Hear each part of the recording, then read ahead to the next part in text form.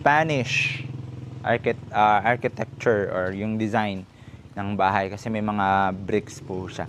Pag mga ito po yung mga bahay kasi hindi nawawala sa uso. Classic design. And tatlo yung bedroom. Actually, 4 yung bedroom. Meron siya ditong, ayan, isang bedroom sa baba. Right? Kalikod lang nito yung house land na fini-feature natin.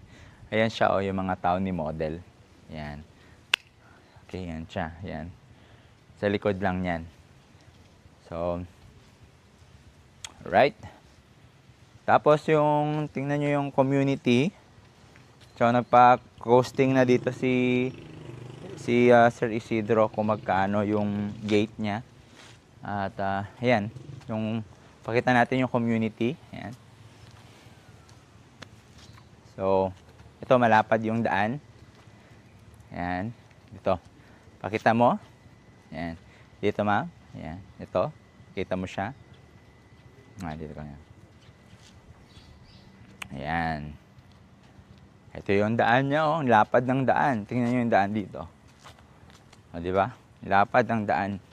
So, kung nakapark ba yung sasakyan, okay lang, no? Kasi, hindi siya mahirapan sa parking dito dahil wala siyang katalikuran or kaharapan, ano?